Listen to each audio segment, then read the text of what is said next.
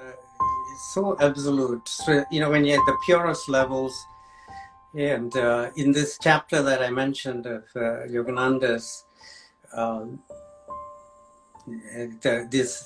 his guru who's already in the spirit world, and he says he's at the highest level of the spirit world, just prior to actually being in the same level as God, as the Council of Elders, but he's still at this what he calls the causal plane.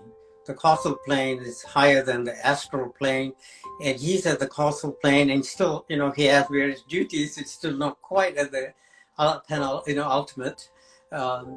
But he says the one thing those souls at this extremely high level of the spiritual world, what disturbs them still the most is when they observe deviations in the truth. The souls have characteristics which are impure when they're created. It's the nature of creation, nature of a, if you can look at the parallel to the physical world. Almost every act of creation has imperfections, right? Whether it's a work of art, whether it's an actual, an animal, a birth, everything has imperfections. So it's easy for me to extrapolate and say that when souls are created in the spiritual world, it also created with imperfections. And that is why you have reincarnation. If it was pearls created perfect, there's no need to go through the karmic cycle to perfect it. You see? Try again. Yes. Yeah. You're given many opportunities to perfect your soul. And so that's the karmic cycle. That's karma, just learning the lessons. And so that's the deviations of truth occur mainly you could consider at the lower levels of the cosmic world, cosmos, where your physical world is one of the lower levels. And you're in the physical world, you can have a lot of deviations from the truth, right? That ultimately all conflict is conflict of belief. The truth merely waits to be discovered. Right. Yeah. I mean, this is that's why it's kind of, I see it as layers.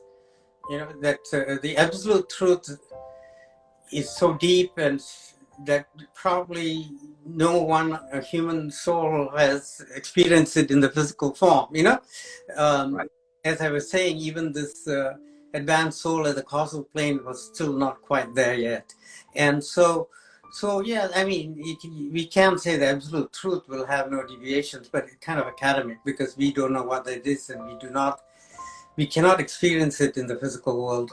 What we know, you can believe in it as a goal, like one of those things, like nirvana as a goal, like I mentioned at the beginning. That yes, at nirvana you would be at the absolute truth. But it's a goal.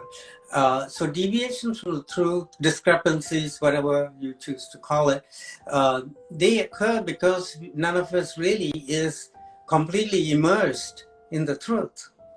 If we were, then we'd all be fine. There would be peace. There would be peace on earth. Everybody would be in nirvana. Yeah, there would be nirvana on earth. Problem solved.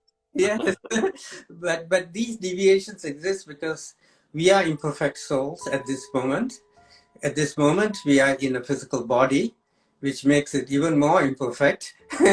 So an imperfect soul in an imperfect body means we are actually pretty far from the truth, absolute truth, in terms, and we act. That's why our actions, at least for most of us, I mean, we have to confess. I would admit to in an instant my actions are not perfect. Even as I try, even if I stay within the guidance, I'm listening avidly to the guidance from above in my meditations. But I must say that I still the message, I'm not perfect. My actions are not perfect, in alignment with my guidance, because I have, imperfections.